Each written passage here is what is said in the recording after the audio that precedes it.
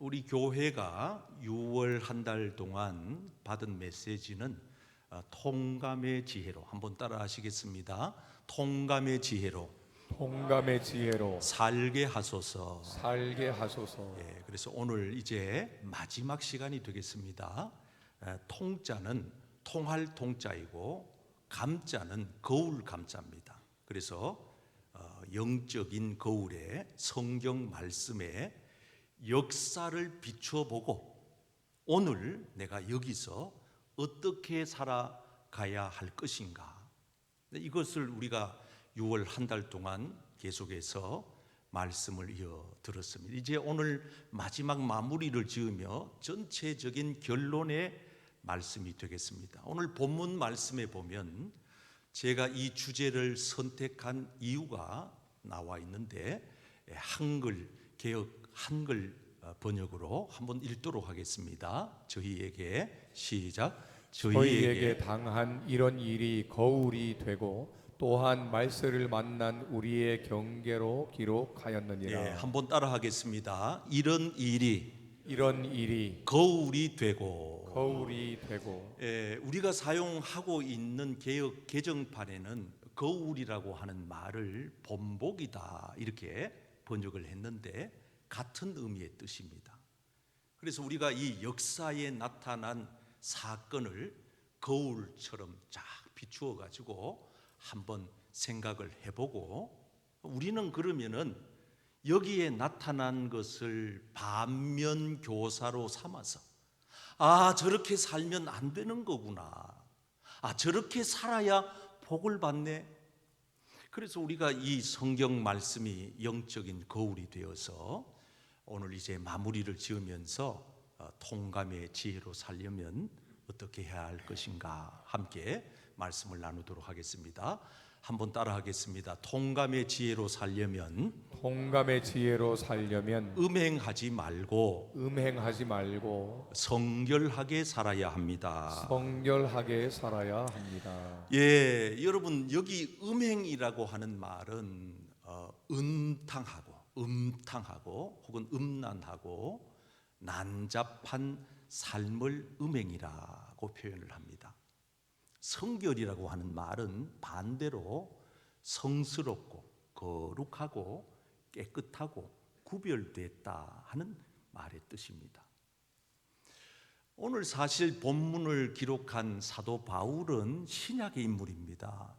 그런데 어떻게 이렇게 거울을 보는 것처럼 구약 성경을 잘 알고 있는지. 여러분, 사도 바울은 구약 성경 박사와 같아요. 성경을 너무나 잘 알아요.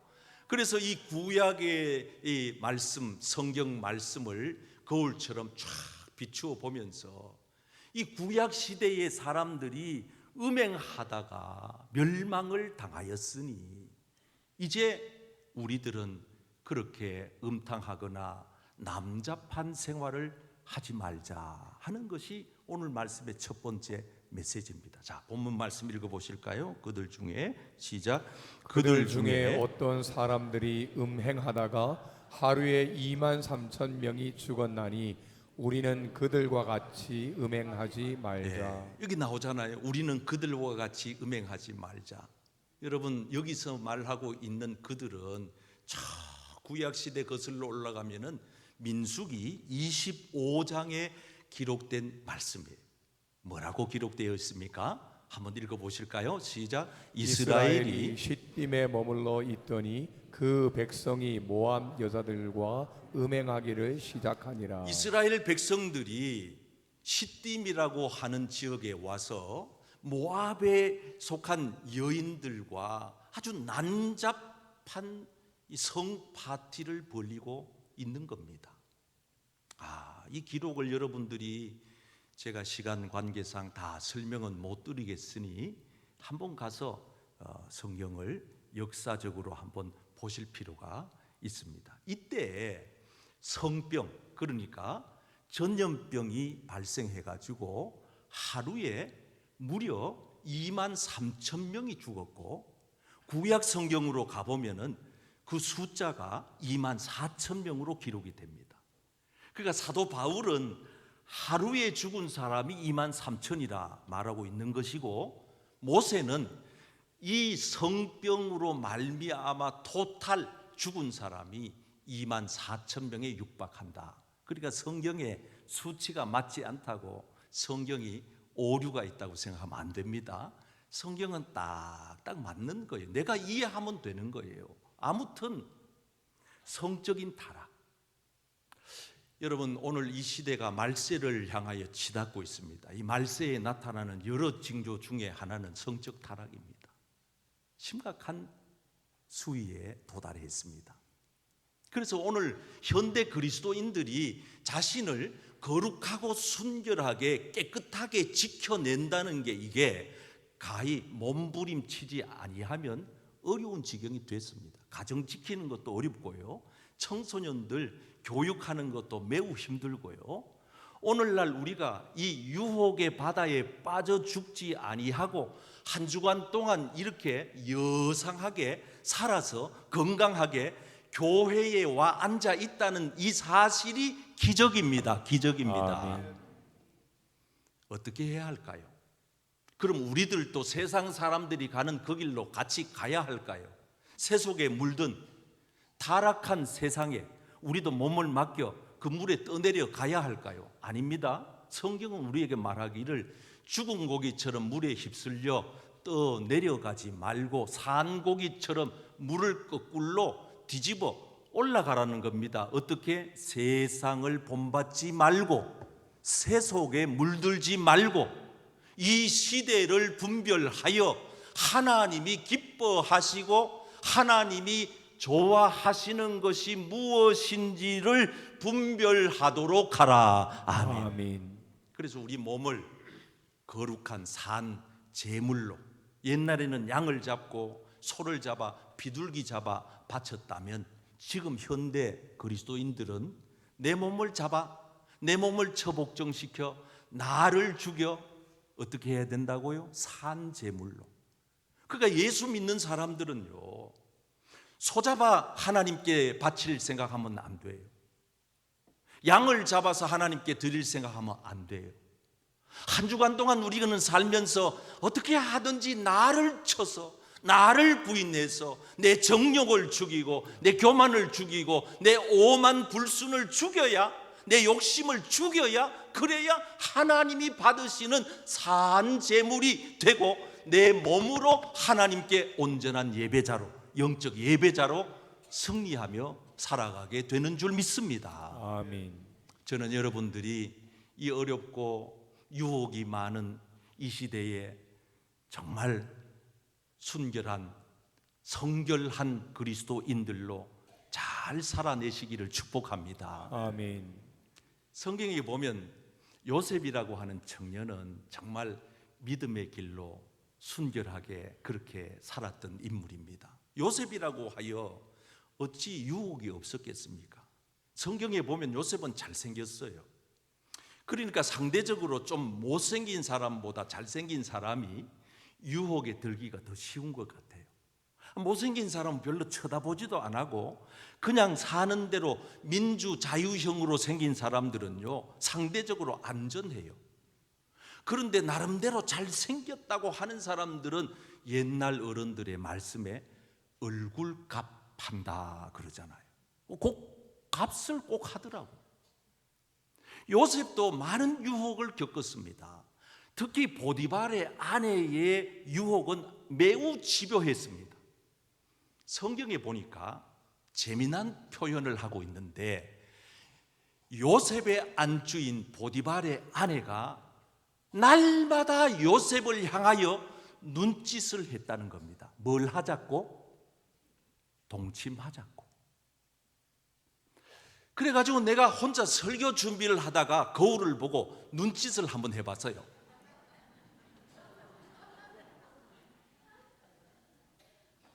근데 이것도 하던 사람이 해야 되지 안 하던 사람이 하니까 어색하더라고. 여러분, 왜 남의 여자한테 눈짓합니까? 멀쩡하게 교회에 와가지고 엘리베이터에서, 화장실에서 그래서 교회에 와서도 매우 조심하셔야 됩니다. 제가 아는 목사님 교회는 가정을 가진 젊은 남자 집사님과 자식이 있는 젊은 여자 집사님이 바람이 났어요. 교회 안에서 가정을 그냥 둔 채. 그래 내가 그 얘기를 듣고 그 사람은 그리스도인이 아니다. 종교꾼인지는 모르지만 그 사람은 하나님을 믿는 사람이 아니다. 적어도 하나님을 믿는 사람들은 하나님을 의식합니다. 요셉은 눈짓을 하면서 유혹을 하는 보디발의 아내를 3단계로 거절합니다. 첫째, 거절하는 단계입니다. 따라합시다. 거절을 잘해야 한다. 거절을 잘 해야 한다. 아니, 교회에 와서 멀쩡한 가정을 가진 그런 남자가 여러분 예쁜 여집사한테 눈짓을 하고 손을 잡으려고 덤벼들면 손을 뿌리쳐야죠. 요셉은 지금 보디발의 아내가 눈짓을 할 뿐만 아니라 같이 동침하자라고 덤벼들 때 뿌리치는 거예요. 거절하는 거예요. 아닙니다, 사모님. 우리 사장님께서 보디발께서 나한테 이 집의 전부를 맡겼으나 사모님은 절대로 맡기지 않았습니다. 손끝도 대지 말라고 말했습니다. 이게 요셉이 자기의 순결을 성결을 지킨 비결이에요. 거절하는 거예요. 아닌 건 아닌 거지요. 맞다고 하는 거는 죽기로 각오하고 감당해야 되지만 아닌 건 아니잖아요. 이건 아니잖아요. 누가 들어봐도 아니잖아요. 종업원하고 여비서하고 사장하고 바람이 나면 되겠습니까? 아닌 건 아니잖아요. 두 번째 단계, 요셉은 하나님 앞에서 내가 어찌 죄를 짓겠습니까? 하나님 앞에서라고 하는 단계입니다. 한번 따라할까요? 하나님 앞에서 하나님 앞에서 살아야 합니다. 살아야 합니다. 여러분들 하나님 앞에서 사시기를 바랍니다.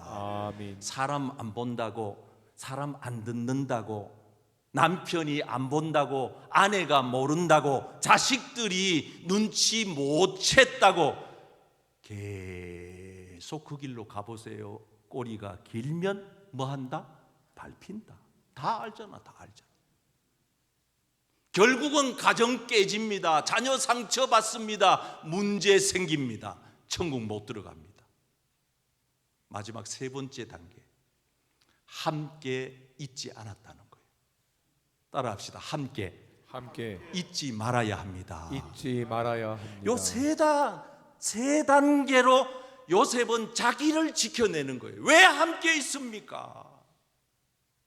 한번 물어봅시다. 왜 함께 있습니까? 그 사람하고 같이 있으면 안 되잖아요. 저는 죄송하지만 목회 30년 넘도록 저는 여성 교인을 단독적으로 내 차에 태워본 적이 내 기억상으로는 없어요. 완전 없다 그러면 거짓말일 테고, 태워도 연세가 80이 넘은 할머니는 가끔 태워요. 그것도 우리 집사람한테 반드시 보고합니다. 여보, 내가 지금 이 할머니를 태우고 간다. 나는 이렇게, 왜? 내 자신이 너무 연약하고 부족한 걸 알기 때문에.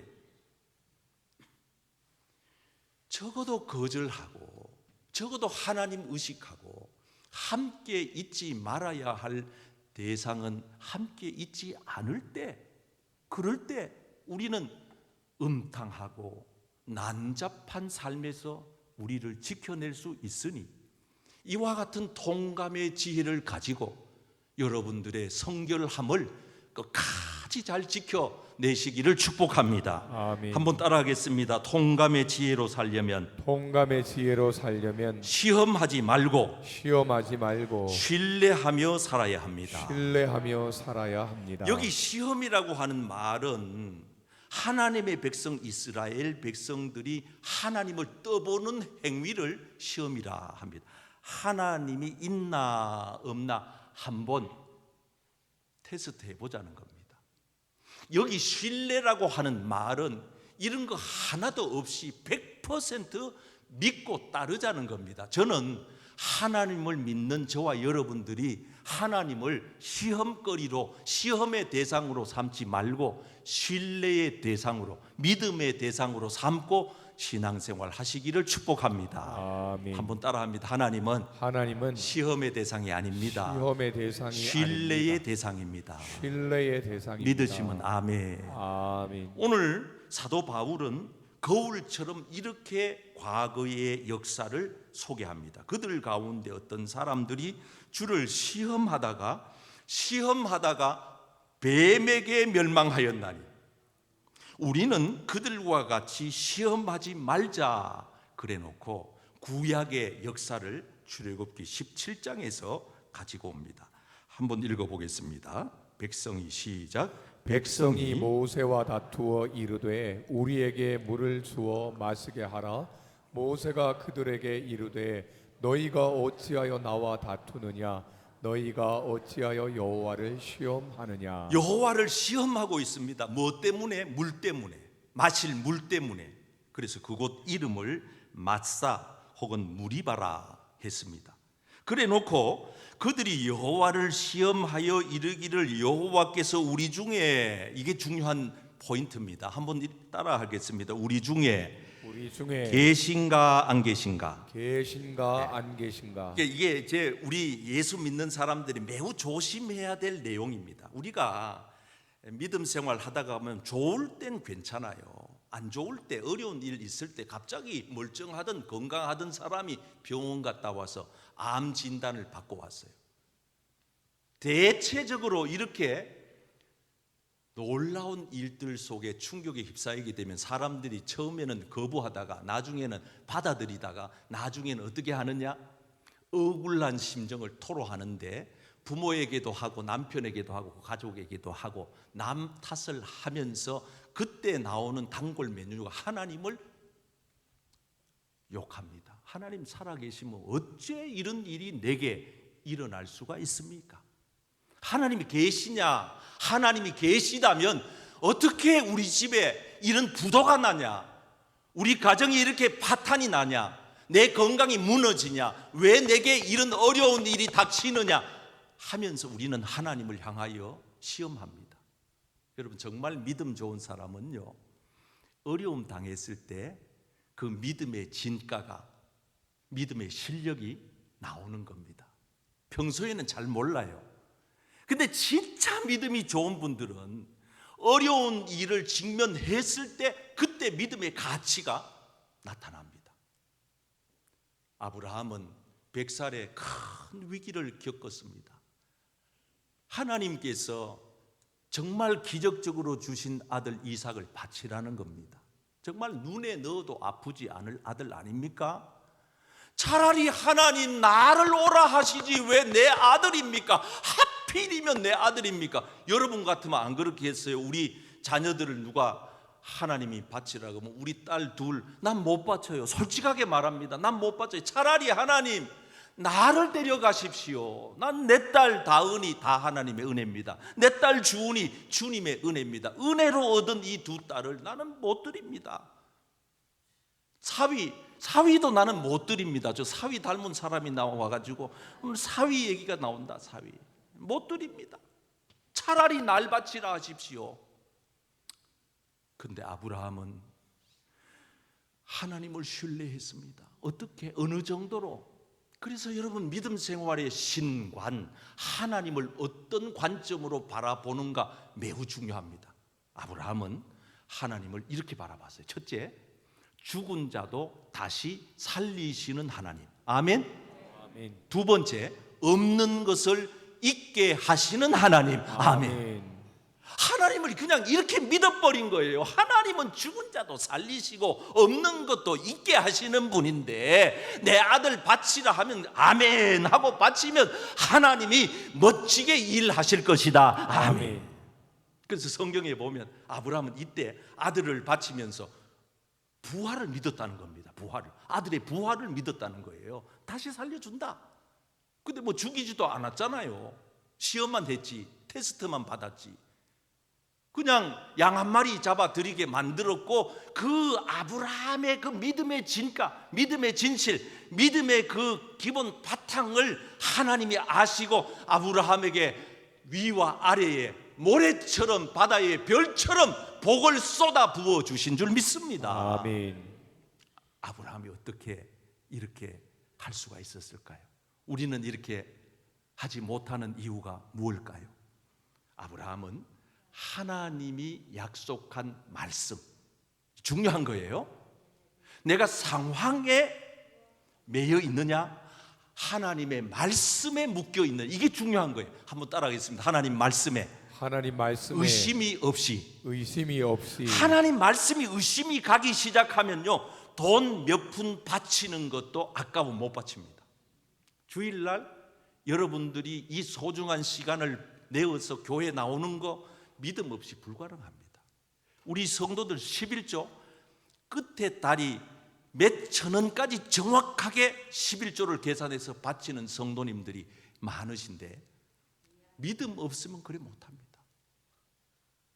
여러분, 아브라함은 적어도 하나님에 대하여 믿기를 100% 신뢰를 하기를, 하나님의 약속의 말씀 나는 반드시 믿는다, 네가 하늘의 별과 같은 복을 받고 땅의 모래알과 같은 후손의 복을 받으리라 했으니 하나님 내 아들 바치라 해도 하나님 반드시 약속한 말씀은 성취하실 줄 믿습니다. 아멘. 그리고 그걸 의심하지 아니하고 확신을 했다는 겁니다. 성경에 보면 확신하였으니.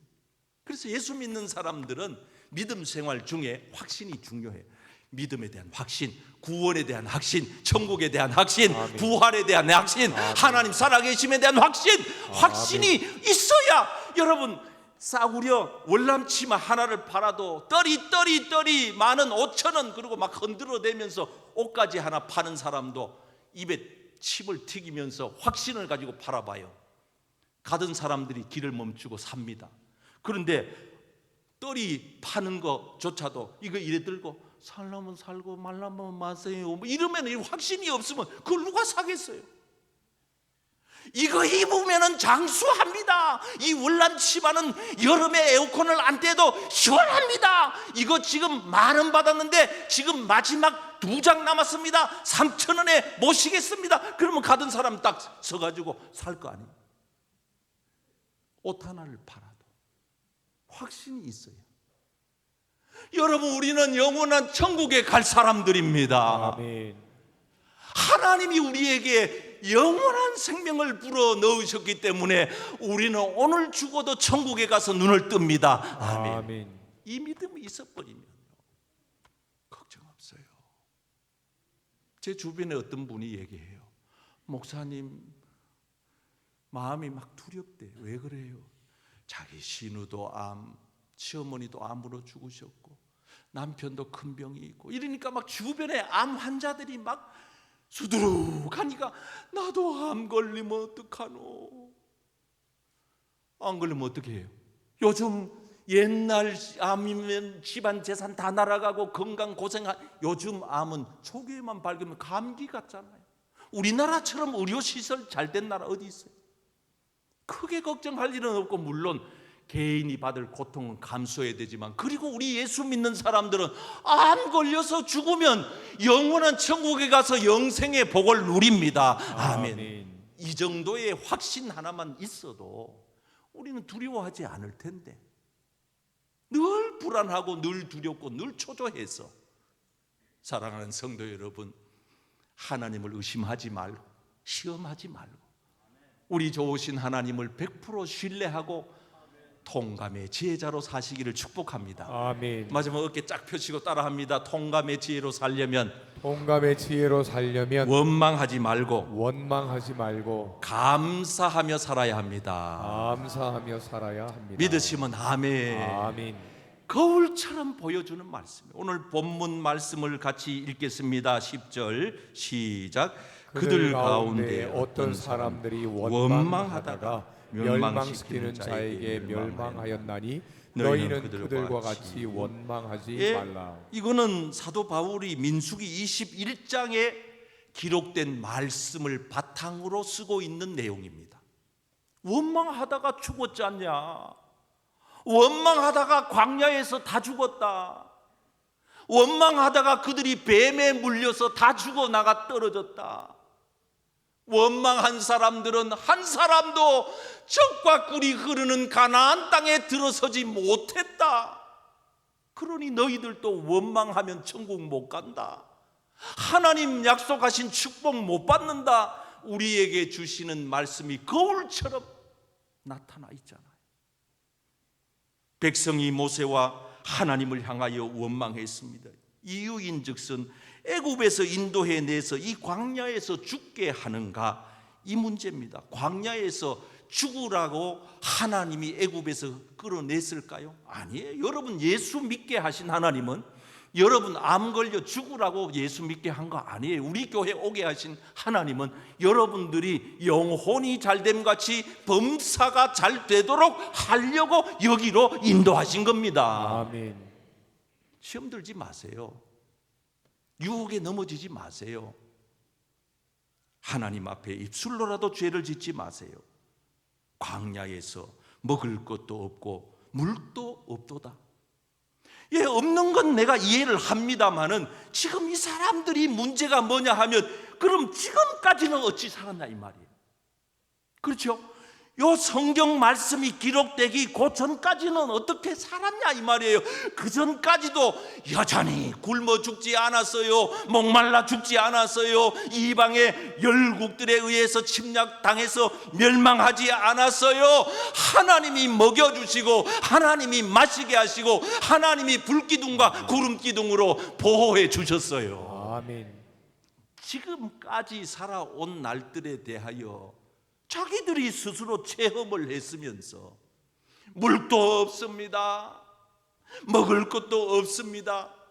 하나님이 만나와 메추라기를 주셨는데, 하나님이 주셨는데, 그리고 이 성경에 보면은 이 사람들이 아주 못된 게 뭐냐 하면은 하찮은 음식이라고 표현해. 이 성경 원어를 보니까 지긋지긋한 음식, 보잘것없는 진저리가 나는 음식. 여러분, 표현을 이런 식으로 하면 안 돼요.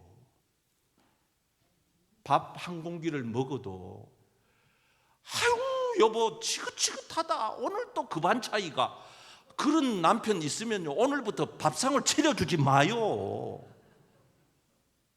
오늘 또 그 반찬이네, 어제 열었던 뚜껑 오늘 또 열어서 주네, 이러지 마요. 그 사람한테는 이래 얘기해야 돼. 당신이 차려 먹어서. 지금 이스라엘 사람들이 지긋지긋하다고 얘기하는 거예요. 하나님이 주신 거를. 하나님이 주신 것은 얼마나 소중하고 귀한데, 여러분 오늘 우리가 하루 숨 쉬는 것만 해도 감사해야지요. 감사해야지요. 아멘. 여기 나오실 때 옷까지 없어가지고 뭘 입고 나갈까 근심한 분 있어요? 어떤 옷 입고 갈까 선택에 고민을 하다가 입고 왔지. 우리나라 그런 나라 아니에요. 이제는 옛날하고 달라요. 얼마나 감사할 일들이 많은데. 그래서 하나님께서 코로나 바이러스보다 더 무서운 불뱀 바이러스를 하나님이 이스라엘 백성들에게 보냈더니 불뱀에 물린 사람들마다 다 죽어 나가 떨어지는 거예요. 그래서 여러분, 불뱀이라고 하는 것은 상징적인 의미이기도 하고 실제적인 의미이기도 하지만은 여기 물리면은요 백약이 무효예요. 그래서 저와 여러분들이 각별히 유의하셔야 되는 것은 원망 바이러스에, 불평 바이러스에 전염되는 일이 결코 없기를 축복합니다. 아멘. 이거는요 백신도 없어요. 한번 물려버리면 죽어요. 그래서 교회에 나와도 감사가 없고 만족이 없고 행복이 없고 기쁨이 없어. 왜? 더 가져야 되거든요. 더 성공해야 되거든요. 더 잘나야 되거든요. 더 박수 받아야 되거든요. 아니, 자기가 지금 자기 수준에서 넘치도록 받아놓고 있는 것 가지고 감사할 줄은 모르고 없는 걸 가지고 자꾸 따지고 남과 비교하니까 이게 상대적인 박탈감이 와가지고 감사할 줄 모르는 거예요. 만족이 없는 거예요. 여러분 가운데 오늘 마음에 근심이 있고 염려가 있고 걱정이 있고 기쁨이 없다, 행복이 없다. 이유는 딱 한 가지입니다. 욕심 때문입니다. 욕심을 왜 일어나야 돼요? 놔버려야 돼요. 원숭이가 내 이해는 돼요. 바나나를 좋아하니까. 그래 바나나를 손에 잡았다 합시다. 원숭이 사냥꾼들이 요래 요맨한 통에다가 바나나를 잔뜩 집어넣어 놓고 들어갈 때는 손을 펴서 넣으니까 구멍에 들어가게 하고 나올 때는 바나나를 딱 쥐면은 못 나오도록 구멍을 덫을 그렇게 만들어 놔요. 그래가지고 원숭이가 꾀가 많잖아요. 요래 사람 있나 없나 보고는 손을 쏙 집어 넣으니까 만나는 바나나가 그 안에 잔뜩 가득하거든. 그래가지고 그걸 한 움큼 딱 쥐는 거예요. 그리고 그 집어 당기면 나올 때는 안 빠져, 안 나와. 지가 살려면 지가 아무리 먹고 싶은 바나나라도 나야 사는데 옆에 원숭이 사냥꾼이 와가지고 그물망을 뒤집어 씌울 때까지 이걸 안 놓고 끙끙대고 있단 말이에요. 이게 바로 우리란 말이에요. 놔야지, 놔버려야지. 지금 우리에게 주신 것으로 인하여 감사하고, 그래서 성경에 보면 감사함으로 받으면 버릴 것이 없다. 감사함으로 하나님께 아뢰어라. 범사에 감사하라. 이것이 그리스도 예수 안에 있는 하나님의 뜻이니라. 아멘. 아멘. 6개월 좀 제발 생각 좀 해보세요. 코로나 이후 엔데믹 상황에서 우리가 지난 날들 생각해 보면 6개월 동안 이렇게 멀쩡하게 살아 산부 예배와 앉아 예배를 드리는 것 자체만 해도 감사해야지요. 감사해야죠. 아멘. 뭘 덥네 춥네 자기가 맞추면 돼요. 더우면 옷 벗으면 되고 추우면 겉옷 하나 걸치면 되고, 그리고 그게 뭐 도저히 안 되겠거든. 조금만 참으면, 제가 설교 오늘 새가족 수료식이 있어서 한 3분 오버했습니다만 나는 12시 반 잘 안 넘기는 성질이라서 조금만 지나면은 금방 끝날 걸 그걸 못 견뎌가지고 시계를 보고, 어떤 교회는 가면은요 목사님 설교 길어지면 저 뒤에서 서가지고 어떤 교인이 이런데 시계 보라고. 시계. 도대체 뭘 하겠다는 건지, 하나님은 믿는 건지. 사랑하는 성도 여러분, 우리 힘겨운 세상 이렇게 살지 말고 행복하게 감사하게 사시기를 바랍니다.